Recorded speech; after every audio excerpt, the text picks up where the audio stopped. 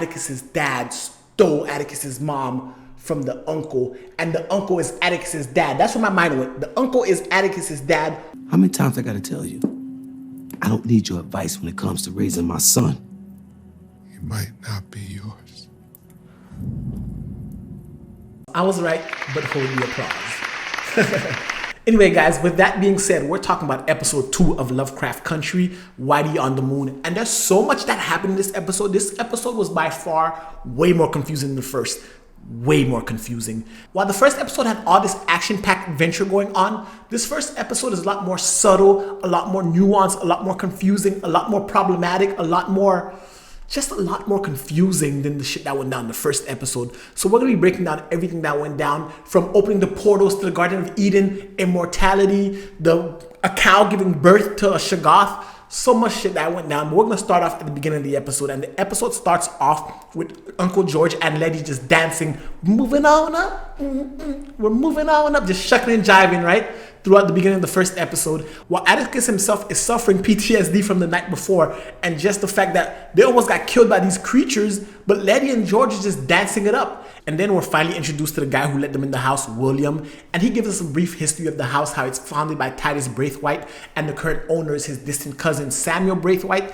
And essentially, it's a monologue of what happened, why they're there, how Titus made his millions, and how he became rich, essentially being a slave seller. And the fact that Titus Braithwaite is the ancestor to Atticus Freeman, which plays a bigger role as to why they wanted Atticus here in the first place. But while this episode is going on, Letty and George don't seem to remember what happened the night before. Like, they're A-okay living it up in this white man's palace, estate, mansion, castle thing, because this house, I'm not gonna lie, this house looks good. It's like an estate castle type thing. I'm like, damn, they got money. Like, money, like old rich white money from selling slaves. Like, so we come to find out Letty and George don't remember what happened the night before, and Atticus is trying to tell them, yo, we were attacked by monsters, our car crashed, and we ended up here bloody. But they don't seem to remember, and they're being watched by William. And this is giving me Get Out vibes. This first episode, it reminds me of Get Out a lot, because in Get Out the racism was kind of subtle, and it was there, but it was more of a liberal ally racism as opposed to the racism we saw in the first episode, which was all out there, outgoing, racist cops, racist people throughout the country. And it's like, the first 2 episodes are showing us 2 different sides of racism. The first episode is overt, over the top, like the shit that we associate with racism. But the second episode is more subtle. They're taking care of them. They invite them to this nice house. They're feeding them, all while having underlying motives. So Atticus is like, nah, we have to find my dad. I think he's in the village. Let's go.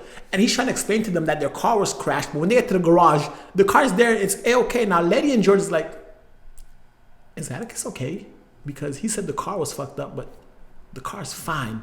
They make their way to this village, and this village is something set out in the 80s. Like, granted, this show takes place in the 50s, so it's 20th century, but this village seems to be like an old school village with only one stone tower, which has to be the prison in which they're holding Montrose. And Atticus ends up hearing the whistle. When Atticus finds the source of the whistle, it's this redneck woman who's holding these dogs, and she starts making these subtle remarks about black bears and equating black bears to racism. And I'm sitting here like, this girl saying that the blacks aren't really that smart and they should know their place because they think they're smart, but not really. And I'm looking at her like, yo, ma, can you read? Like, you look like the prototypical racist hick poster child. If you could think of it, close your eyes. Imagine that prototype of a person, and that's who we have here. Now, in this first few sequences, we're seeing that while they're guests of the Braithwaites and they're here being courted or treated a certain way, it's all with the underlying sense of racism. She doesn't flat out be racist to them. She uses the allegory of comparing them to the black bear and trying to have like the subtle, smart racism that tries to go over your head. And I'm sitting here like, this is unsettling. This type of racism, by far to me, is worse than the kind that we saw in the first episode. Granted, that sheriff chasing them down was scary as shit, and the suspense of them being killed is one thing. But I'd prefer knowing where my enemy is as opposed to in this episode and how it was displayed in Get Out, how it's more subtle and it's more nuanced, how they try to manipulate you into thinking a certain way when in actuality, they're no better than their overtly racist counterparts. So after they leave that village, they suspect Montrose might be held underground in that stone structure. So by the time they get to the forest, they're attacked by Shoggoths again, and then Christina shows up and blows the whistle. Christina's the daughter of Samuel Braithwaite, and she was the woman in the first episode that saved them from the racist people in Simmonsville. So when she whistles and the Shoggoths disappear, Letty and George forget how they even got to the forest. But we do know one thing that was given before they lost their memory.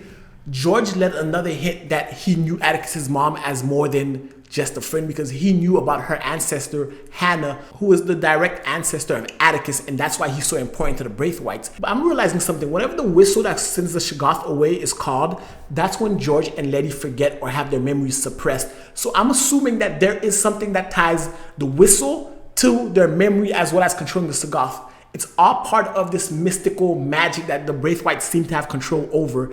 And then they take Atticus and bring him to meet Samuel Braithwaite, who is having his guts removed, and he's gonna serve this shit for dinner. Granted, Samuel is what you would call, I don't know, what do you call the leader of a cult? Whatever that is, that's what he is. He's the head of the Braithwaite family currently, even though Atticus is the direct descendant of Titus Braithwaite, and technically all this shit, this whole castle, all of this is Atticus's birthright, which is another subtle hint at the episode showing that even though Atticus has the direct lineage, even though granted it was a master having sex with their slave, all this belongs to him. But again, his resources, his wealth is being controlled by somebody else. They stole his history essentially. This whole 2-episode arc between the first and the second episode is about Atticus's heritage and his mother's heritage, which is his birthright, but it's not under his control. Even though the bylaws of their cult, it belongs to Atticus, it's not under his control. And that brings us to the title of this episode, which is Whitey on the Moon. Whitey on the Moon is a poem that was written in 1970 by Gil Scott Heron, and that talks about how the United States invested so much economically into the space race and getting to the moon first, while we have disenfranchised black people, disenfranchised citizens, even poor white citizens in the United States suffering economic distraught, paying taxes and having their taxes fund a space program that benefits nobody in the country. And you know this program is fucked up when Richard Nixon, the most corrupt president in the United States history, was like, this space program is a waste of money. It shows how the people in power, the people in charge, take all the resources and instead of reinvesting it into the people or the disenfranchised minorities or even the poor white people, they rather further their own adventure in this false sense of manifest destiny. In this episode, even though the Braithwaites' own backyard, like the village surrounding them, is like a place in the 1880s, right? Instead of focusing on that or focusing on giving Atticus his birthright and giving the power to the people or giving the power to the ones who are more disenfranchised, they're talking about opening a portal to the Garden of Eden. And I'm saying here like, huh? The Garden of... What you gonna do in the Garden of Eden? What are you gonna go do there? Like, who does Samuel Braithwaite think he is, that he's just gonna waltz into the Garden of Eden and get immortality as though Adam doesn't already exist? And that's the delusion of grandeur that some of these characters have. And that's why this title, Whitey on the Moon, plays such prominence in this episode. It's because we have the resources, and instead of investing it in the people that matter, you're trying to go to the fucking Garden of Eden or you're trying to go to the moon. Like, bruh, you could be doing so much other things. And that's just the tip of the iceberg with this episode, because while we're there, we find out the Braithwaites have magic and they have spells. So they're sort of wizards in a sense. And we're like, okay, this is Lovecraft country. There are monsters, there are Shoggoths, there's Cthulhu, so there has to be wizards. But the fact that they're using their magic in order to open a portal to the Garden of Eden, and they're using their magic to manipulate these poor black people who have no idea what's going on, and they're having these characters suffer PTSD, because at one point, they put them all in a room and they have a loved one attack them. And it's funny because in the first episode, we know that Atticus called somebody in South Korea a woman, and the alien in the opening scene of the first episode was Asian. So we know that something happened in South Korea. He has met a woman, someone who's close to him, someone he loves, because we can say that he loved her because we see that George had a vision of Atticus's mom. And I'm sitting here like, oh, Atticus's mom is cute. Ooh, she looks good. I see why George and Montrose kind of battled it out for her. Like, damn, Atticus, like, look at her. But anyway, we have Letty also has the hots for Atticus. And throughout this episode, we saw a lot of biblical paintings, because this episode, while we're dealing with H.P. Lovecraft's mythology, and this whole thing's about Lovecraft country, his mythology, we also dive into the biblical aspect of religion, and we see a lot of biblical paintings, and they recite scripture throughout the episode. And we have a painting where Adam had a snake coming as his penis going inside Eve. So when Letty's hallucinating Atticus shows up and he gets undressed, and they're into it, they're getting hot and heavy, and a snake comes out of his pants, and that shows us that Atticus is, in a sense, the form of Adam that they're trying to accomplish. Samuel Braithwaite said he's Adam, that's his role in this whole thing, but actually Adam is Atticus. And if we think about actual human history, we know that all humans originate from Africa, and it's safe to say that the black man, or more melanated man, is the original man. So therefore Adam would be a black man. So it makes sense why Atticus is the one that has the snake come out of his pants. He is Adam. Adam is black, essentially, is what the show's trying to tell us. But Samuel Braithwaite, Titus Braithwaite, and all these other white men who have delusions of grandeur seem to think that they're the original white man when the black man is the original man. And I love that aspect of this episode. But another thing that showed us the subtle racism of this all is the human zoo aspect. Because throughout history, white people have held human zoos where they came in and marveled at black people and their natural elements, right? In this episode, the scene that before the dinner happens, where the white people are looking at Atticus, George, and Letty through like these barriers, and they're watching them as though they're a human zoo. And then you see that these white men aren't just racist, they're also sexist, because they treat Christina as an outcast. And that plays a role in this episode, which I'm getting to later, because her being female and her being ostracized by the white man should not be a point of contention to compare it to the struggles of a black man like Atticus going through, which they tried to do in this episode. You know what, fuck it, I'm gonna address it now. I understand the fact that Christine is a woman and she's being ostracized by the Order of the Ancient Dawn, which is the name of their fraternity or their clubhouse or their Freemasonry, whatever you want to call it, their cult. She's being ostracized by them, but there's a scene where she tries to compare the fact that she's been trying to get in this order her entire life, but because she's a woman, she's not allowed to, and because Atticus is a man, he's allowed to, and the fact that Atticus goes, he's a black man at that. The hierarchy that they're trying to paint in this episode is white man, white woman, black woman, and that's not how it works.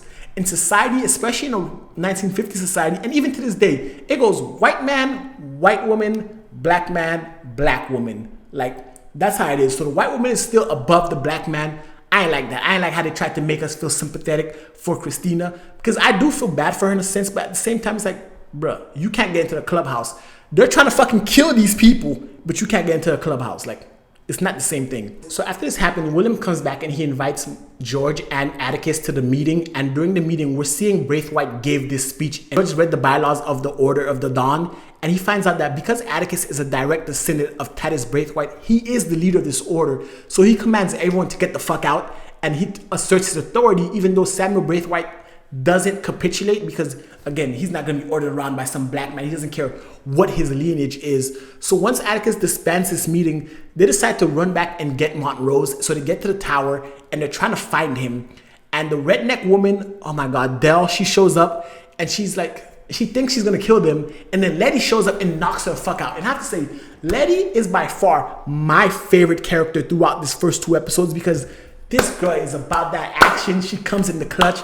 She saved them at the diner, she saved them in the cabin, and she's saving them now. Like, Letty comes in clutch. My favorite character, Letty. Letitia fucking Lewis, my favorite character, always comes in the clutch. But after they get there, they see Montrose is gone, and the Count of Monte Cristo comes to play again, and Montrose escaped his confinement. And I have to say, Michael K. Williams, that actor, my God, like, every time he plays a nigga, like, I just love him to death when he plays those roles, because he didn't need their help. He escaped and he was about to get away from there, but then he finds out they were there and he's kind of pissed that they showed up, because his relationship with Atticus just wants his approval, but he's not willing to give it to him. He's fucking extra harsh on Atticus. So anyway, they decide to leave, and while they're driving away, they're getting away, they crash into an invisible barrier, because the Braithwaites are magicians. They create a barrier around the town and you can't leave unless they let you. So they crash in there. Samuel Braithwaite comes out, shoots Letty and shoots the uncle, and he promises Atticus if he goes through with the ritual, he'll let him live. And it's during this time that Atticus is going through the ritual, and we find out Atticus might not be Montrose's son. He could also be George's son, which I called in the first episode, totally called. So guys, definitely subscribe for more in-depth analysis by me. But anyway, that happens, and Atticus becomes the medium for channeling this portal, and they're using all this magic, sorcery, and alchemy to open the portal to the Garden of Eden. And as it's opening up, Hannah, Atticus's ancestor, shows up, and she puts a shroud of darkness around him and stops them from going there. The first thing we see in this portal to the Garden of Eden is a black woman doubling down and tripling down on the fact that the original man and woman are black and black. So it's essentially saying that the original man is black, and these white people going to the Garden of Eden will do nothing but corrupt him. So she actually destroys it, and from ashes to ashes, dust to dust, which is another biblical term that happens, and all the infidels who tried to get into the portal who aren't supposed to be there turn to dust and die while Atticus still lives. And as the castle's crumbling, Letty is healed and they're running out and the castle crumbles down, but George dies.